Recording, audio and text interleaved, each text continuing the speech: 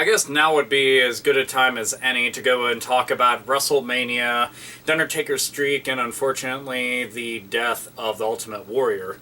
I want to wait a little bit before I talked about WrestleMania just because I want Monday Night Raw to pass. I wanted everybody to pretty much get their bearings and get to hear about it so that this wasn't going to be filled with spoilers or anything like that. And if for whatever reason it is that you didn't get to see Raw, you haven't already heard, or you have not watched WrestleMania and you don't want to be aware of what's happening, then I suggest to click back because I will be talking about the subject matter of all the end results of said matches and everything that transpired from the event. Might as well get this out of the way, too. Yes, I'm aware that wrestling is fake and it's fixed. Everybody's known that for decades, you stupid goddamn fucking half-brain twitch schmuck motherfucker. Seriously, just keep the fucking train moving along and stuff, and if you don't like the fact that I'm going and calling out your stupid asses for trying to go and say something like that, well, just take this as a little fucking note. Move the train along was a quote that I got straight from your fucking mother, so you might want to go and take it up with her, you dumb fuck. Now then. Moving on to the matter of WrestleMania itself, one thing to keep in mind is that I've seen every single WrestleMania. Every single one. My family has been getting WrestleMania every single year. WrestleMania has been around before we even had pay-per-views and stuff, but wrestling in general was really big in my family amongst me, my mom, and my brother. We love the shit out of it. I've seen WWE, WWF, WCW, ECW. I've seen all that shit live numerous times anytime that I came to Pittsburgh or somewhere within the surrounding areas. So naturally this is a very big deal. And the first thing I want to talk about is The Undertaker, because that's the thing that I've got at the forefront of my mind. The Undertaker in my household was like borderline fucking sacred. Just his name. Like, when we went down to my mom's place to go and watch wrestling, when you went into the house, you were greeted by a big fucking cardboard cutout of The Undertaker just there as soon as you walk in. She had, like, Undertaker merchandise everywhere. Loved the shit out of the dude. And that was somebody, like, if you even badmouthed him, we would all just back away, because your ass is fucking mulch. That's all there is to it. You know, she absolutely loved the fuck out of him. And, you know, it makes me sad she didn't get to see even more matches of him, you know, nowadays. But this, I kept on thinking, like, damn, you know, Undertaker can't ever lose, you know, because, he's the fucking Undertaker. That's the one thing that the company owes him. Considering he never jumped ship, he's been a mainstay within the company, he's arguably got the best gimmick ever within wrestling, ever. One that stood the test of time, and is revered by millions. He's known the world over. But I always thought he's going to retire with that legacy. His undefeated streak, and they've built up the streak to be more important than even the title itself. Oh, you won Royal Rumble? Good for you. Not as big as the streak. Oh, you won King of the Ring? Good for you. Not as big as a streak. Oh, you won Money in the Bank? Good for you. Not as big as a streak. Oh, you've held every single belt? Some even in multiple companies? Good for you. Not as big as the streak, because it's undefeated. And then he dropped it to Brock Lesnar. Now, before anybody goes and tries this shit of saying, oh, well, it's because you hate Brock Lesnar. No, false. I actually like Brock Lesnar a lot. Anybody who knows me, who's seen me watch wrestling, I think Brock Lesnar's the fucking man. That's all there is to it. Can't do shit when he picks up a mic, but in the ring, dude's a fucking monster. You know, he's got accolades out the ass, and pretty much is exactly what they say, the beast incarnate. That is Brock Lesnar. But he is undeserving of this win. He didn't need it. That's all there was to it. The matchup to begin with didn't make any sense. They had already feuded back in the early 2000s. Now you're going to have it happen again. Nobody gave a fuck when it happened back then. Now you're having it happen again at WrestleMania? It seems so last minute and shoehorned in, as a lot of unfortunate WWE events end up turning out to be. They're just like, oh yeah, we need to do something. I don't know, you two guys, you go together. You're big names. It just made no sense. Their actual wrestling styles and fighting styles do not mix. They just clash together, and the match was boring. It was absolutely fucking boring. I can't even say it was subpar. It was well below average, especially for an Undertaker. And some people are like, oh, well, it's because he's old. No. If that's the case, why is it his past how many WrestleManias have been some of the highlights of WrestleMania and highlights of his career and his actual opponents' careers? It was just a bad matchup. It was sluggish, it was slow, it was boring, and the crowd, like, literally you could hear a fucking pin drop throughout the entirety of it. But then came the actual win. I sat there with my jaw open, just like, I thought it was a goof. I thought they fucked up. Like, I really did. And, you know, I understand again, oh, well, it's fixed. Yeah, no shit. That means that they had control over this entire thing. Why drop it to somebody like Brock Lesnar? Why? Now, a lot of people have, when they've argued and they've debated, they're like, oh, well, it's because he's friends with him. And that's nice. But just because you're friends with somebody doesn't mean that this is the best thing for your company and for your character and for business in general. Sorry, that's not how shit works. Brock Lesnar, who, keep in mind, is a fucking part-time worker and has his own special little contract. And pretty much the only reason he's fucking there is because of all the unfortunate shit that happened to his health and all the surgeries he had to go through, so now he can't actually do all the stuff that he was doing in MMA. Only reason why he's around. Sure, his name is a big fucking draw, but you're gonna go and drop that to him, but not to, like, a big up-and-comer. You're not gonna drop it to, like, somebody who already is on legendary status. At this point, I'd rather have them just not announce shit and the Undertaker came at the start of WrestleMania and announced his retirement. I'd have been happier with that. Do I want the Undertaker to retire? No, but I don't want to see his legacy and his namesake and everything that dude has pretty much done over the years to go and be sullied. And I hate to go and focus on, you know, the last chapter or something, but that's essentially the climax. And this climax was unfulfilling and just overall made no fucking sense. It was such a fucking waste. Could have dropped it to Shawn Michaels. You could have dropped it to Triple H. Whether you like or hate them, it would have made a lot more sense. That's the truth. And those matches were phenomenal. They were phenomenal. Again, like or hate the guy, don't matter. Those matches were great. This one was fucking crap. Damn, what a fucking waste. And that was the cherry on everything for me. Like, I just sat there thinking the entire time. I called my brother immediately. It was like, do you see this shit happening right now? And they were on a fucking delay. And he didn't actually get to see it yet, but I didn't tell him what happened, but he knew. There was no way I would actually call up during WrestleMania and be that fucking pissed off and that irate. But it was just such a stupid, boneheaded fucking decision. I'm sure that, you know, now in retrospect, I actually, like, really regret making that decision, but ultimately, it's just a waste. It really is. I don't give a fuck what anybody's reasoning behind it is. It's just, that was a fucking waste. And stupid as shit. Now, to go on to the rest of WrestleMania, actually, no, fuck that. I'm going to focus on the Ultimate Warrior real quick. That, beyond anything, caught a lot of people off guard.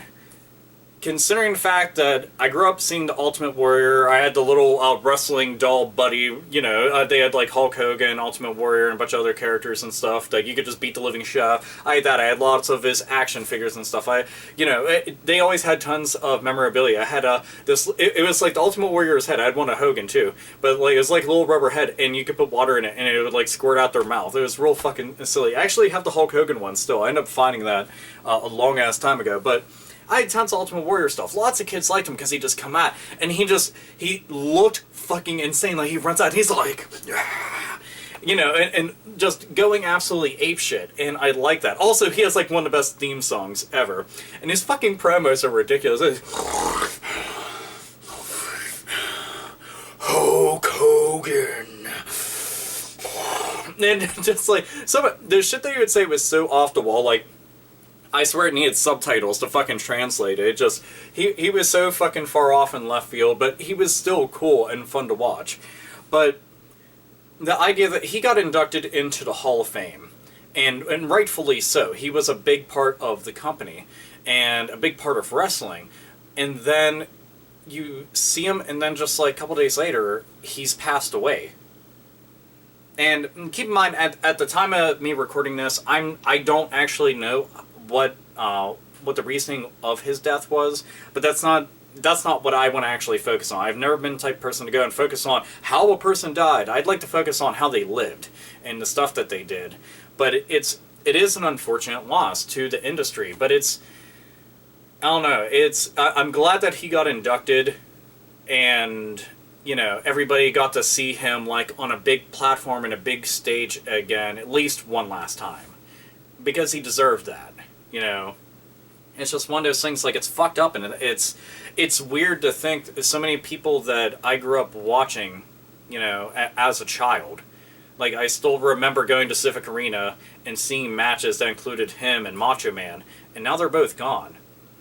And that, it's so fucking strange, but it's just one of those things. Like, they offered up a grand amount of entertainment to the entire world and are going to be greatly missed. But they have a cemented legacy that will never, ever, ever be forgotten. So long as wrestling exists in some kind of form, they'll be remembered and they'll be revered for it. But it's insanely sad. But it's, go watch all of his matches. Go watch all of his promos. Remember him for the kick-ass stuff they did. So that's Ultimate Warrior to me. It was just a really kick-ass dude that was also just absolutely, like, insane on a really fucking awesome level. Now, on to WrestleMania. WrestleMania itself actually wasn't, like, a horrible WrestleMania. There were some things I questioned here and there, but I did like the fact that they opened up with Daniel Bryan and Triple H. And that match, a lot of people are just, everybody was kind of wondering what direction that they were going to go in, because you got to keep in mind that leading up to WrestleMania, plans got changed around so much. They brought in Bitch Tista, and Bitch Tista didn't go over that well. So Jennifer Lopez, dressing looking motherfucker, ended up kind of just blowing up in their faces because they thought everybody would welcome back with open arms, and guess what? They didn't give a fuck whatsoever. So they had to go and change around plans for that. CM Punk ended up leaving. They had to go and change around plans for that.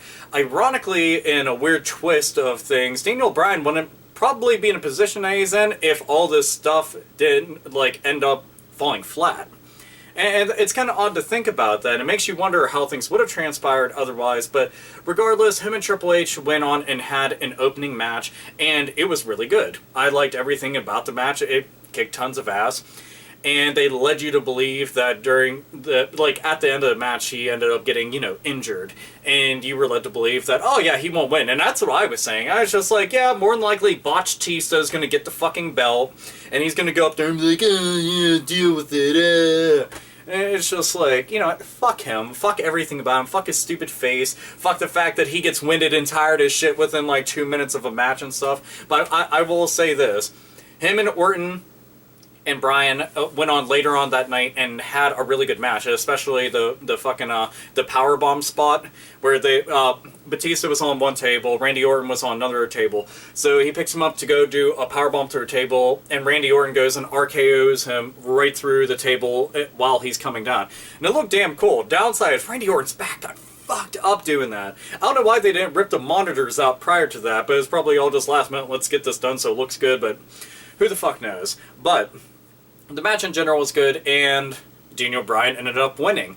And I can say sincerely, I was just like, wow, did not expect it. I thought that they were going to drag this out. I was expecting Batista or Bryan to go and win. I thought there'd be interferences aplenty all over the place. There, a little bit with Triple H, but just saying, I thought it was just going to be a hell of a lot worse. So, luckily it didn't end up going that way. But that match was a good way to end up ending the show, because the fact is, after Undertaker losing like that, right now there's tons of memes of the crowd, just being like, because that's the only reaction you could have. It was just like, it was so fucking dead silent. People are just like, that was it? That's how we ended this? We ended this with fucking Brock Lesnar. We ended this on a shitty match. This is how it was going to go out? Really? Fuck. So, crowd was pretty fucking heated over that. More depressed than anything, I can actually say. Heated would be more, they're just like irate about to rip the fucking entire arena apart and start throwing it around everywhere, but that wasn't the case. So, let's see, what else was pretty good? We had the Andre the Giant Battle Royal match, which was pretty much their way of making sure that all those wrestlers actually made it on the Mania and they got their fucking WrestleMania bonus match and stuff. I personally would have wished that they actually gave some of the individual wrestlers their own matches. Like, Dolph Ziggler deserved his own match, Damian Sandow deserved his own match, just putting that out there. I really think those guys need pushed a hell of a lot more. Big E Langston has been doing real good and has been on upswing. Think he deserved his own match. Where the fuck, what about Wade Barrett? You know, just saying.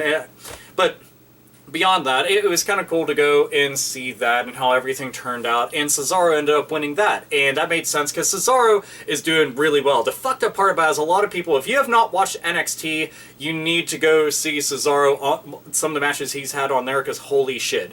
Like, match of the year caliber type stuff has been going on over there. Also, the one chick that I have a major crush on, Paige, is wrestling over there. So I'm just like, oh yeah. So, yeah, you got that. But, so we had that Battle Royal. There was a tag match, which was the New Age Outlaws and Kane against The Shield. So, this match made no fucking sense to me, just pairing them up. Because I'm like, The Shield needs to be against very young guys that are fucking hungry. That have, like, all this shit to prove, so they can go and put on an amazing match. Anytime that you paired them up against the Wyatts, you know, it was nothing but gold. And we didn't get to have something like that. The match, you know, I'll give them credit. They were hitting all their spots. Boom, boom, boom, boom. But, you know, it was very quick to the point. Shield wins. That's really it.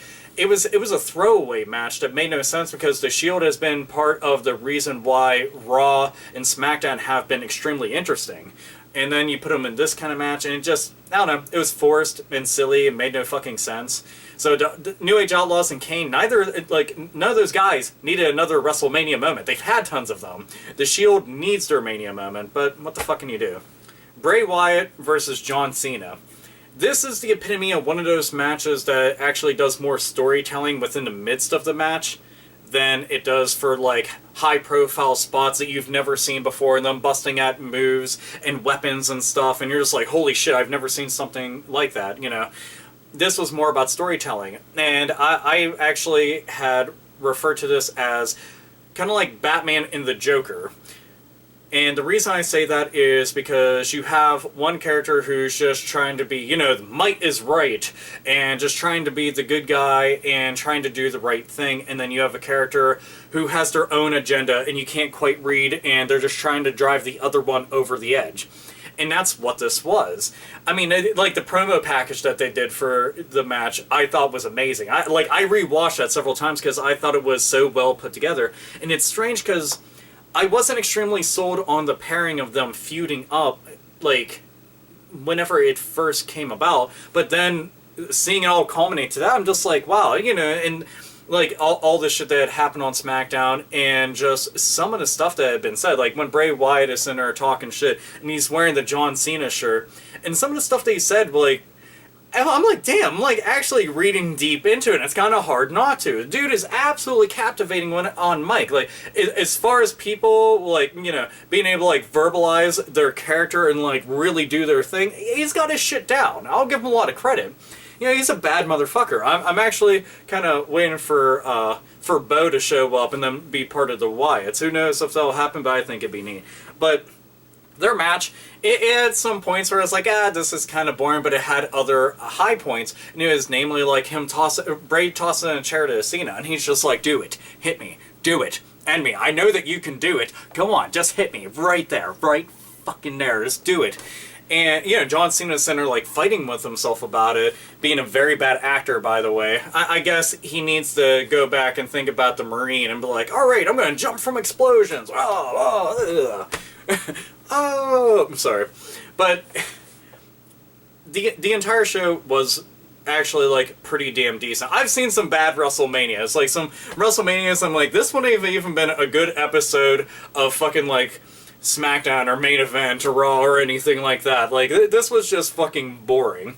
But I was also expecting the WWE Network app thingy, I was expecting that to crash. Like, I've actually got it. Now, I was just sitting there, I'm like, man, when they first launched this shit, you couldn't even get on it. And when you would, like, it would buffer slow as shit and sometimes just be like, just shut down. I'm like, watch and see. Tons of people are going to be watching WrestleMania, and this is going to fucking crash. And I'm going to be like Darth Vader, no!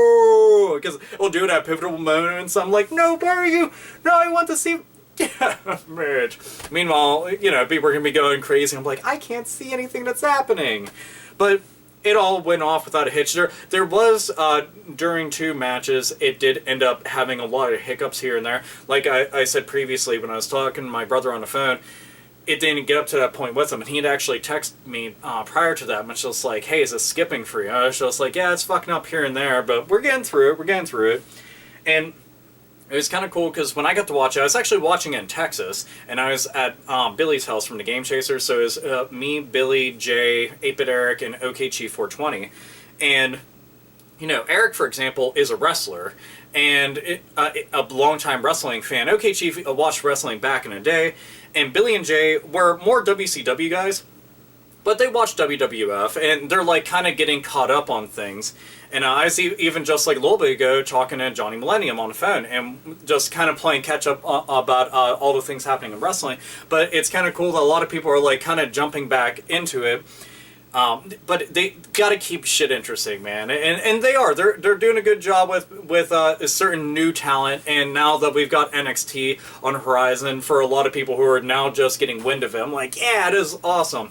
But WrestleMania wasn't bad. Still pissed as shit about what happened with Taker, because it's something that they can't take back. Bad decision or not, you know, whether they looked at it in retrospect, you can't take it back. He got the win in the history books. That's how it goes down, and it was viewed by millions of people around the entire world, and it sucks. Like, it does. It sucks so fucking bad, but I'm like, what the fuck can you do, you know?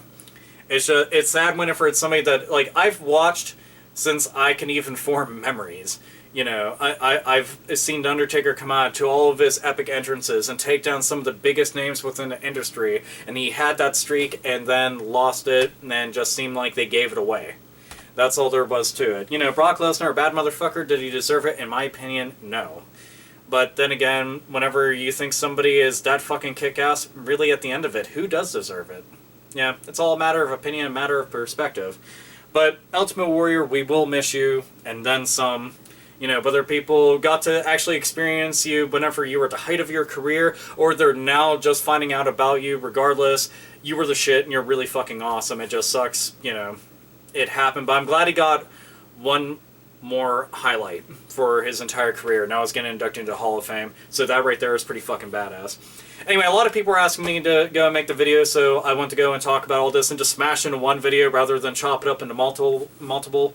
So I guess I'll go and conclude this, like I always do, even though this is a wrestling video. Nerds, nerdettes, and gamers, game the fuck on. And that's the bottom line, because AlphaOmegaSin said so.